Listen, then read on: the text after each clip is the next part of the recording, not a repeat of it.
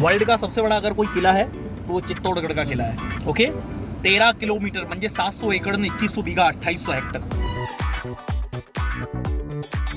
Welcome to my new vlog. Hopefully आप सभी लोग अच्छे होंगे, मैं भी अच्छा हूँ। तो गाइस, आज है हमारे एमपी राजस्थान ट्रिप सीरीज़ का डे 4 और व्लॉग 4।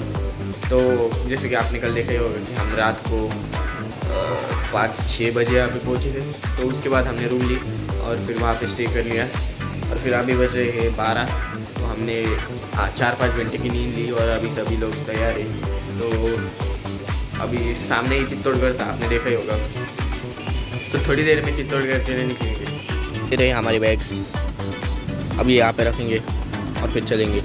वैसे वो रहा चित्तौड़गढ़। तो भाई अभी बैठे और यहाँ पे आ गए हम रेस्टोरेंट में, यहाँ पे पीछे बैठे हैं तो खाएंगे कुछ और निकलेंगे चित्तौड़गढ़।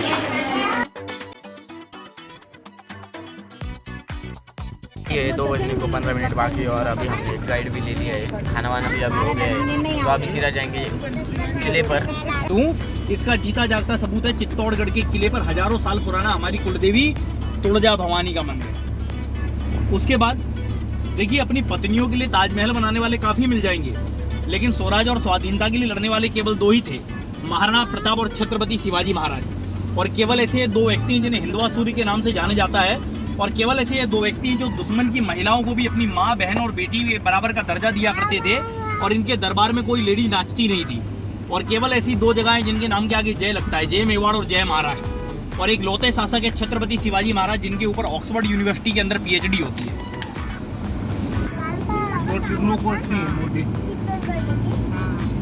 तो भाई एंट्री तो हो गई है। 7 दरवाजे बनाए गए हैं। सनातन के अंदर 7 का अंक जो है शुभ माना गया है। शादी के 7 वचन, शादी के 7 फेरे, केले के 7 दरवाजे, सूर्यकृत में 7 घोड़े, हमारे शरीर के 7 चक्र, इंद्रधनुष के 7 रंग, तारों में सप्तऋषि मंडल, सप्ताह के 7 दिन, 7 अजूबे, संगीत के 7 स्वर और 2 रोनाल्डो और धोनी का नंबर भी 7 है। अजमेर और चित्तौड़गढ़ दोनों लिविंग फोर्ट। मराठा वंश कुलदेवी माँ तुळजा भवानी, जय भवानी जय शिवाजी बोलते हैं ना। हाँ। ये मंदिर का चमत्कार ये है कि इसके अंदर जो प्रतिमा है वो सुबह का टाइम पे, मॉर्निंग के टाइम पर बाल्यावस्था, दोपहर में युवावस्था और रात्रि में वृद्धावस्था में दिखाई देती है। ओके। और बाण माता मंदिर जो है उसके जस्ट बीच पास में अन्नपूर्णा माता मंदिर है। उसके आगे जो त्रिशूल लगा हुआ है, आप तो गए हुए हैं, जब आरती होती तो वो त्रिशूल जो है वाइब्रेट करता है, नाचता है पूरा। चलिए भाई, चित्तौड़गढ़ पर तुळजा भवानी माता का मंदिर है।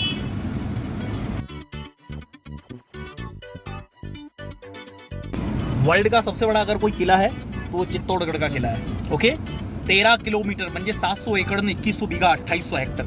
वर्ल्ड की सबसे बड़ी boundary wall China, second Kumbhalgarh, third Chittorgarh, living fort Chittorgarh Jaisalmer. And world का ऐसा एकमात्र फोर्ट जिसमें हर मोन्यूमेंट के बाहर आपकी व्हीकल जो है राउंड करेगी, और फोर्ट के अंदर ही खेती बाड़ी होती है, चित्तौड़गढ़ फोर्ट। बंदर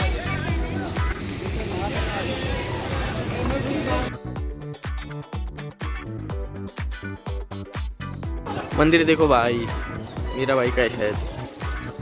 इस पूरे किले के ऊपर छोटे बड़े सारे मंदिर मिला के 113 मंदिर है। अगर अपन हर एक मंदिर में दर्शन करते हैं तो सुबह से शाम हो जाता है, लेकिन किला नहीं घूम पाते हैं। लेकिन जो बेस्ट मंदिर है उनको अपन विजिट करते हैं। यहाँ पे अपन एक साथ 2 मंदिर विजिट करेंगे।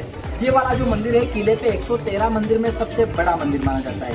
इस मंदिर का निर्माण 8वीं शताब्दी में 1200 साल पहले राजा पप्पा रावल ने इस मंदिर का निर्माण कराया, जिनके नाम से आपने रावलपिंडी नाम सुना होगा, जो पाकिस्तान में स्थित है। तो उन राजा ने मुगलों को देश विदेश तक दिखाया था। उस जगह पे कुछ समय के लिए रहे थे, तो उस जगह को उन्होंने अपने नाम से नाम दिया था, रावलपिंडी। तो उन्होंने इस मंदिर को बनाया। मंदिर के अंदर विष्णु भगवान का जो तीसरा अवतार होता है, वह अवतार, उनका मूर्ति लगाया। जब 1303 में अलाउद्दीन खिलजी आया रानी पद्मावती को हासिल करने के लिए, तो वो रानी को हासिल तो नहीं कर पाया, लेकिन उसने इस किले पे बहुत सारे मंदिरों को तोड़ दिया था। तो इस मंदिर के अंदर जो बड़ा भगवान का मूर्ति था, वो मूर्ति भी उसने खंडित कर दिया था। मूर्ति खंडित होने के बाद अपने हिंदू धर्म में माना जाता है कि खंडित मूर्ति की पूजा नहीं होती है। तो ये मंदिर कई सालों तक बंद रहा। बाद में जब इस किले पे राणा कुंभा का शासक रहा, तो 1438 के टाइम पे उन्होंने मंदिर को रिनोवेट कराया। मंदिर के अंदर राधा कृष्ण और बलराम जी का मूर्ति स्थापित कराया। तब से इस मंदिर को कुंभ श्याम मंदिर नाम से जाना जाता है, क्योंकि राणा कुंभा ने श्याम भगवान का मूर्ति लगाया। मंदिर के बाहर जो छतरी बना हुआ है, इसके अंदर ब्लैक कलर का स्टेचू लगा हुआ है गरुड़ भगवान का। इससे पता चलता है कि ये मंदिर पहले विष्णु भगवान का मंदिर हुआ करता था, क्योंकि गरुड़ भगवान विष्णु भगवान की सवारी है। इस मंदिर के लेफ्ट साइड में एक और छोटा वाला मंदिर है जो मीराबाई का मंदिर है। मीराबाई के बारे में आप सभी ने सुना होगा, जो कृष्ण भगवान की भक्त हुआ करती थी। उनका जन्म हुआ था मेड़ता सिटी के पास में छोटा सा गांव है कुर्की, जो नागौर जिले में पड़ता है, अपने राजस्थान का डिस्ट्रिक्ट है। राणा सांडा के सबसे बड़े बेटे राजा भोज के साथ में मीराबाई का विवाह हुआ। ये चित्तौड़गढ़ मीराबाई का ससुराल हुआ करता था। विवाह के 3 से 4 महीने बाद किसी बीमारी की वजह से उनके पति भोजराज जी की मृत्यु हो गई। तो मृत्यु के बाद भी मीराबाई छोटे वाले मंदिर के बाहर कृष्ण भगवान की भक्ति करती थी। तो उनका देवर विक्रमादित्य, उनकी सासू माँ रानी कर्णावती जी उनको बार बार परेशान करते थे कि तुम्हारा पति मर गया है तो तुम भी सती हो जाओ या फिर अपने आप का बलिदान कर दो, क्योंकि पहले के टाइम पे सती प्रथा होती थी। तो मीराबाई बोलती थी नहीं, मेरा पति मरा नहीं है, मेरा पति तो अमर है, क्योंकि अपना सब कुछ कृष्ण भगवान को मानती थी। तो मीराबाई को मारने के लिए उन लोगों ने एक बार खीर में जहर मिला के भेजा। मीराबाई ने कृष्ण भगवान की मूर्ति को भोग लगाया तो जहर अमृत में बदल गया। एक बार फूलों की टोकरी में सांप रख के भेजा तो वो फूलों का हार बन गया। वो सारी घटनाएं छोटे वाले मंदिर की है। मीराबाई को मारने के लिए कई बार प्रयास किए, फिर मीराबाई उनसे परेशान होकर यहाँ से कृष्ण भगवान का मूर्ति लेकर पैदल 4 धाम की यात्रा पे निकल गई।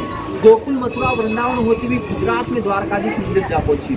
वहां जाने के बाद बोला जाता है कि वहां के गांव वालों ने मीराबाई को मंदिर में अंदर जाते तो देखा, लेकिन वापस बाहर आते कभी किसी ने नहीं देखा।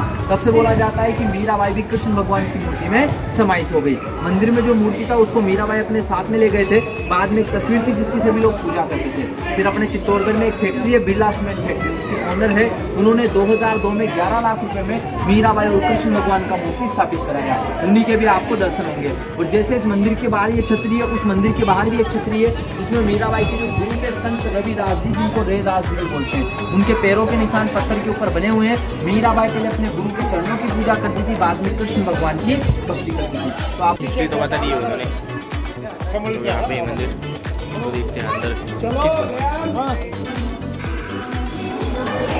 कृष्ण जी की मूर्ति भाई।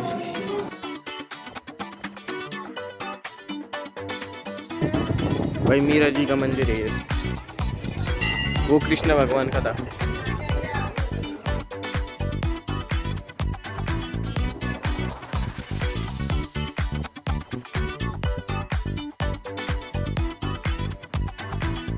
भाई अभी बज रहे 2:30 और हम जा रहे हैं और एक अगले वाले स्पॉट को। 13 किलोमीटर बड़ा फोर्ट है, तो बहुत सारे मंदिर यहाँ पे, तो देखते कौन से देखने वाले हम। जैसे आगे तो एक दिख रहा है, चलते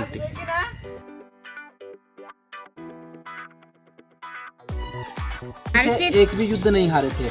तो उनके ऊपर 2 राजाओं ने मिलकर एक साथ अटैक किया। गुजरात के अहमद शाह, जिन्होंने अहमदाबाद बसाया, और मालवा के मोहम्मद खिलची, मालवा बोले तो MP, उन दोनों राजाओं के ऊपर भी राणा कुंभा ने विजय प्राप्त करी, जो अपने चित्तौड़गढ़ की सबसे बड़ी विजय मानी गई। उस विजय के उपलक्ष्य में इस टावर का निर्माण करवाया, नाम दिया विजय स्तंभ टावर। इसको बनने में टोटल 10 साल का टाइम लगा। उस टाइम की लागत में इसमें 90 लाख रुपए का खर्च आया।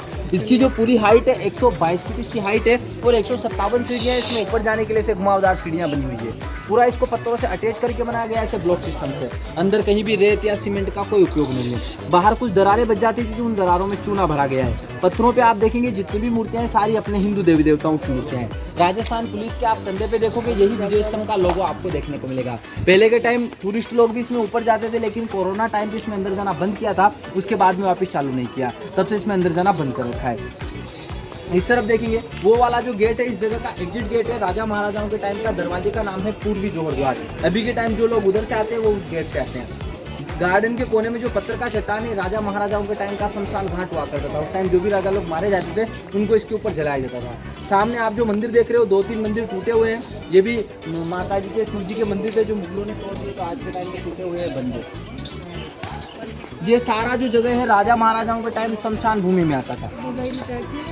शमशान घाट, जौहर स्थल, छोटे छोटे राजाओं के समाधि मंदिर और सामने बड़ा वाला समाधीश्वर मंदिर। पर ये आज के टाइम किले का मेन स्पॉट बन चुका है। ये जो अपन गार्डन वाला जगह देख रहे हैं, दीवार के जस्ट पास में भैया खड़े हुए हैं व्हाइट शर्ट में, ये गार्डन वाली जगह में राजा महाराजाओं के टाइम पर 40 फीट गहराई में एक टैंक बना हुआ था। टैंक बोले तो गड्ढा बना हुआ था। जब अलाउद्दीन खिलजी ने अपने चित्तौड़गढ़ किले पर अटैक किया, जब यहाँ के राजा रावल रतन सिंह जी युद्ध में मारे गए, तो रानी पद्मावती जी ने अपने सम्मान को बचाने के साथ साथ चित्तौड़गढ़ की मर्यादा को बचाते हुए 6-7 साल की बच्ची से लेकर 80 साल की महिलाओं ने, गर्भवती महिलाओं ने, जो यहाँ टैंक था उसी टैंक में चंदन की लकड़ियों में आग लगा के, लाल चंदन होता है साउथ में, सफेद चंदन होता है अपने इधर, चंदन की लकड़ियों में आग लगाकर अपना बलिदान दिया, जोहर किया, जो इंडिया का सबसे पहला और सबसे बड़ा जोहर था। जोर होने के बाद में खिलजी ऊपर आया, रानी को देखा, रानी नहीं मिली, उसने गुस्से में आकर इस पूरे किले को तोड़ दिया। तो यहाँ जो टैंक बना हुआ था वो टैंक भी उसने तोड़ दिया था। कुछ पता नहीं था कि जोहर कहाँ पे हुआ है, क्योंकि बहुत बड़ा किला है। बाद में जब गवर्नमेंट के अंडर आया तो गवर्नमेंट ने इस किले पे बहुत सारी जगह पे खुदाई कराई कुछ प्राचीन चीजों को हासिल करने के लिए। तो खुदाई के दौरान गार्डन वाली जगह में शरीर के इतने कंकाल पाए गए कि कंकालों को गिनना मुश्किल था। कंकालों के साथ में कानों में पहनने की, गले में पहनने की, सोने चांदी की बहुत सारी ज्वेलरी पाई गई। तब से जोहर स्थल इसी एरिया को माना जाता है। बाद में भी यहाँ पे डैमेज टैंक बना हुआ था, लेकिन टूरिस्ट लोग कचरा डाल देते थे, चिप्स की थैलियाँ, बिस्किट की थैलियाँ, तो गवर्नमेंट ने पूरा बंद करके गार्डन बना दिया। रानी ने जो जोहर किया था 1303 में 17 अगस्त शनिवार 11 के दिन उन्होंने जोहर किया था। आज भी यहाँ पे एक साल में एक बार हवन होता है, जिसमें महाराणा प्रताप के जो वंशज है लक्ष्यराज सिंह जी आज भी जीवित है, उदयपुर में रहते हैं, वो भी यहाँ आते हैं। लोकल पब्लिक आती है और रानियों की आत्मा की शांति के लिए हवन किया जाता है। होली के 10 दिन बाद 11वें दिन जो 11 आती एकादश, उस दिन यहाँ पे हवन होता है। पूरे किले पे जोहर मेला लगता है। ये वाला जो गेट है इस जगह का एंट्री गेट है, दरवाजे का नाम है उत्तरी जोहर द्वार। ये जो इमारत देख रहे हैं आप सभी, ये इमारत ना कोई मंदिर था, ना कोई महल था, ना कोई दरवाजा था। ये इमारत के कोने पे 2-3 सीढ़ियाँ बनी हुई है, वही सीढ़ियाँ टैंक में अंदर तक बनी हुई थी। तो इस इमारत से टैंक में उतरने का रास्ता था, तो इसको भी सारा मुगलों ने तोड़ दिया। सामने जो बड़ा वाला मंदिर अपन देख रहे हैं, 113 मंदिर में सबसे सुंदर मंदिर माना जाता है समाधीश्वर मंदिर। एक कहावत आप सभी ने जरूर सुनी होगी, कहाँ राजा भोज कहाँ गंगू तेली। जो राजा भोज रहने वाले थे MP भोपाल के परमार शासक हैं, उन्होंने मंदिर बनवाया 11वीं सेंचुरी में 900 साल पहले। मंदिर को नाम दिया समाधीश्वर मंदिर, समस्या का समाधान करने वाले, जन्म देने वाला, पालन पोषण करने वाला, विनाश करने वाला। मंदिर की सबसे खास बात है दरवाजे के बाहर 4 खंबे लगे हुए हैं। फर्स्ट खंबे के बीच में देखिए लाइट के नीचे इतना बड़ा काला पत्थर लगा हुआ है। जैसे माँ अपने बच्चे के काला टीका लगाती है किसी की नजर ना लगे, जैसे मंदिर के बाहर काला पत्थर लगवाया गया कि मंदिर को किसी की नजर ना लगे। जिस मूर्ति के आप दर्शन करोगे अपने पूरे इंडिया में ओनली फॉर यहाँ चित्तौड़गढ़ में आपको देखने को मिलेगा। मंदिर का आगे का छत का डिजाइन देखेंगे गुजरात में सोमनाथ मंदिर की तरह आपको देखने को मिलेगा। पीछे का सिक्कर का डिजाइन देखेंगे उड़ीसा में जगन्नाथपुरी मंदिर जैसा आपको देखने को मिलेगा। 113 मंदिर में सबसे सुंदर मंदिर माना जाता है। मंदिर के सामने जो पेड़ है, पेड़ के वहाँ से देखेंगे आपको पानी का बहुत बड़ा झील नजर आएगा। वहाँ पे धूप है तो जानकारी मैं आपको छाँव से बता रहा हूँ, धूप में आप परेशान हो जाएंगे। पानी का बहुत बड़ा झील है जिसको यहाँ पे गोमुख कुंड नाम से जाना जाता है। पूरे किले पे वैसे टोटल 84 कुंड है, आगे भी अपन बहुत सारे देखेंगे, लेकिन बाकी सब में बारिश का पानी रहता है जो गर्मियों के टाइम पे खत्म हो जाता है। यहाँ जो कुंड है उसमें गर्मी सर्दी बरसात आप जब भी आओगे हमेशा आपको पानी मिलेगा, कभी खत्म नहीं होता। उसका रीजन है पत्थर की चट्टानों के नीचे एक तो शिव जी का शिवलिंग बना हुआ है, शिवलिंग के पास में गाय का मुख बना हुआ है, उस मुख से निरंतर पानी गिरता रहता है। मुख में पानी कहाँ से आ रहा है ऐसा किसी को पता नहीं है। गवर्नमेंट ने उस पानी का चेकिंग भी करवाया लेकिन कुछ पता नहीं चला। किले पे 5000 लोग रहते हैं आज भी, जितने भी बाग बगीचे सब में पानी वहीं से सप्लाई होता है। कहने का मतलब ये है राजा महाराजाओं के टाइम से लेकर आज तक इस किले पे नीचे से पानी लाने की कभी जरूरत नहीं पड़ी, जल की पूर्ति उसी कुंड से हो जाती है। एक भगवान का चमत्कार है, दया है, कृपा है, जो प्राचीन टाइम से लेकर आज तक चलता हुआ आ रहा है। जब आप गूगल यूट्यूब पे चित्तौड़गढ़ किला सर्च करते हो जो सबसे पहले फोटो आता है उसी जगह का आता है। जस्सी नहीं उस टाइम पे बांधना कितना डिफिकल्ट हुआ रहेगा। नहीं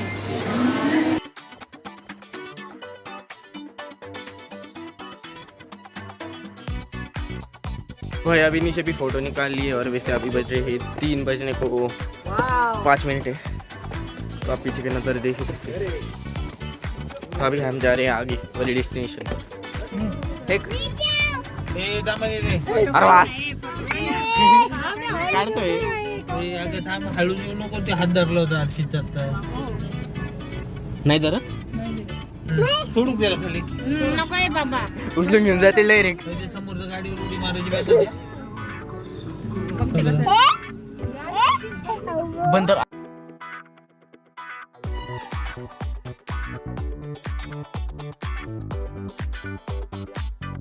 पे बहुत सारे हैं, ज्यादा माता जी के और शिव जी के मंदिर है, क्योंकि पहले के टाइम राजा महाराजा माता जी के और शिव जी के मंदिर हुआ करते थे। यहाँ की बात करें जो बड़ा वाला दीवार देख रहे हैं अपन सभी, हाँ, उसको बाहर से देखते हैं बहुत बड़ा दिखता है, तो बहुत सारे लोग उसको रानी का महल समझते हैं, लेकिन वो रानी का मेन महल नहीं है। रानी की जो 4 दासियां थी उनके इसमें कमरे बने हुए थे, और रानी के लिए भी कमरे थे, श्रृंगार कक्ष, मेहमानों के कक्ष, खाना खाने के लिए कक्ष। अलाउद्दीन खिलजी ने अंदर से पूरा तोड़ दिया, तो बाद में गवर्नमेंट ने नीचे नीचे गार्डन बना रखा है, बीच बीच में दीवारें बनी हुई है, ऊपर छत भी नहीं है। रानी का मेन महल है जो आप पानी के बीच में देख रहे हो। इस महल के ऊपर एक कहावत है कि गढ़ों में गढ़ चित्तौड़गढ़ बाकी सब गढ़ैया, तालों में ताल भूपाल ताल बाकी सब तलैया, और रानी में रानी रानी पद्मावती बाकी सब रनैया। कहने का मतलब ये है सर, रानी पद्मावती जी इतनी सुंदर थी, वो पानी पीती तो उनके गले में दिखाई देता है, तो उनसे ज़्यादा गर्मी सहन नहीं होती थी। अभी गर्मी अपन से भी सहन नहीं हो रही है, लेकिन पहले के टाइम एसी कूलर पंखे ऐसा कुछ नहीं होता था, इस वजह से उनके लिए पानी के बीच में महल बनाया। तब से इस महल को जल महल और समर महल नाम से जाना जाता है। महल में अंदर जाने का, बाहर आने का, जमीन के नीचे से सुरंग का रास्ता होता था,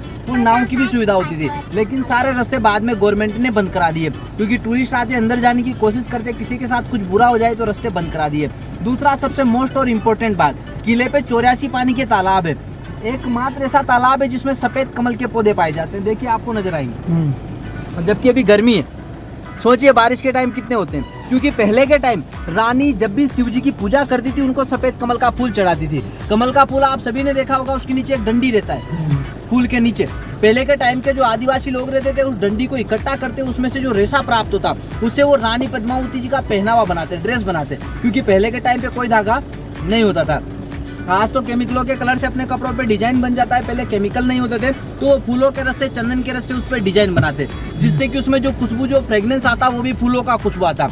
रानी का आप पूरे इंडिया में देखोगे ओरिजिनल फोटो, कोई चित्र, कोई तस्वीर, कोई मूर्ति आपको कहीं देखने को नहीं मिलेगी, क्योंकि पहले के टाइम घूंघट प्रथा थी, रानियां पर्दे में रहती थी, उनका चेहरा राजा के अलावा क्लियर तरीके से किसी को पता नहीं था, तो उनका कोई चित्र भी नहीं था। लेकिन रानी ने अपना बलिदान दिया, जो यहाँ पे आज भी सबसे बड़ा बलिदान माना जाता है, तो आज भी उनको देवी मानते हैं, उनकी पूजा करते हैं, और कमल की डंडी से आज भी उनका पहनावा हाथों से बनाते हैं। वही यहाँ की संस्कृति और यहाँ के मोनोपोली आर्टिकल टूरिस्टों को भी देखने को मिलते हैं। जो पहले चित्तौड़गढ़ आए हुए हैं उन्होंने तो देखा भी होगा कि जिसके अंदर फ्रेग्रेंस आता है रानी का पहनावा, और बाकी अभी आप सभी को देखने को मिलेगा।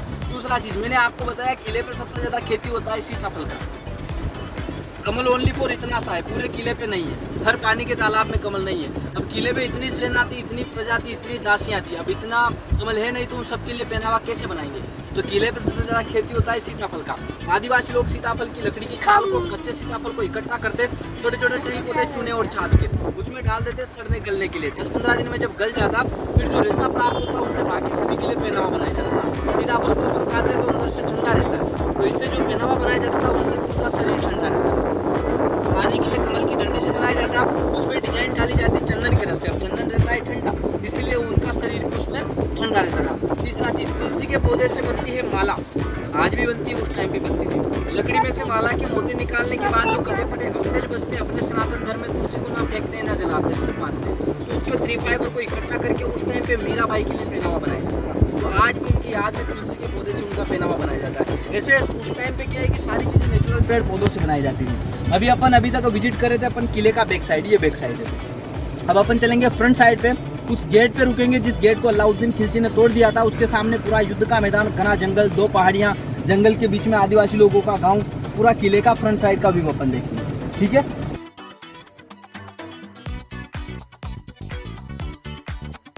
यहाँ पर एक मंदिर जी, यहाँ पर महादेव जी की मूर्ति तोड़ दी थी मुगलों ने, तो देखते कैसी है। ये रहा पीछे मंदिर,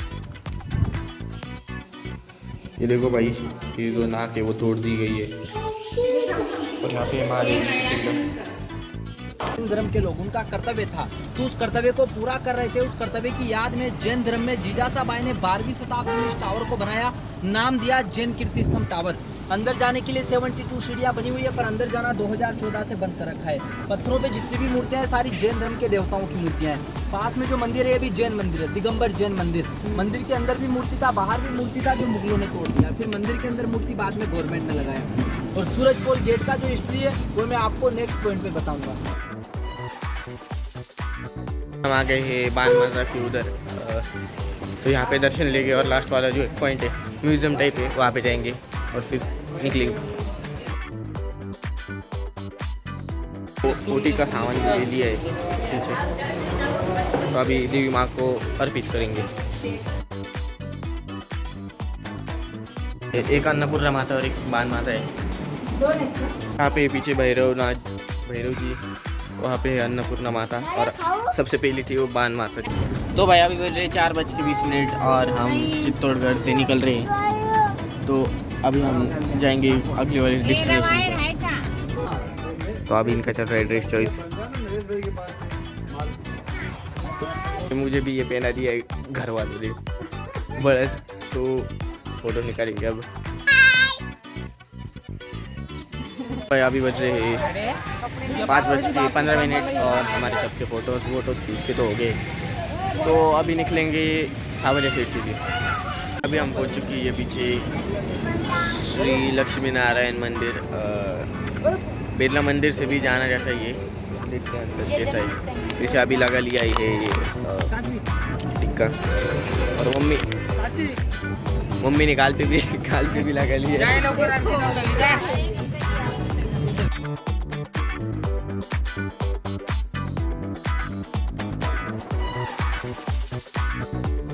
अभी हम आ गए सावरिया सेठ के मंदिर के उधर। तो अभी जाएंगे और दर्शन लेंगे। वैसे अभी बज रहे हैं 8।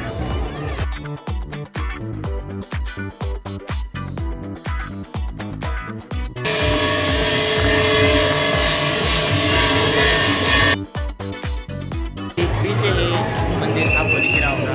तो दर्शन हो गए, फोटो भी खींच लिए पीछे। तो अभी बज रहे हैं 8:30। तो अभी निकलेंगे थोड़ी देर में, शायद 9 बजे निकलेंगे और फिर देखते हैं कहाँ जाने का।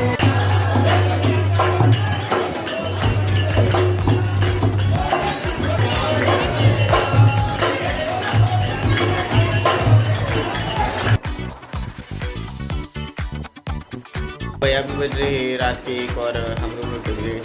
फिर अभी हम ये टूटे यहाँ पर नाथ द्वारा को है। तो आई होप आपको ब्लॉग पसंद आया होगा। पसंद आए तो लाइक कीजिए, चैनल पर हो तो सब्सक्राइब कीजिए। मिलते हैं जल्दी नेक्स्ट ब्लॉग में। Thank you so much for watching, bye.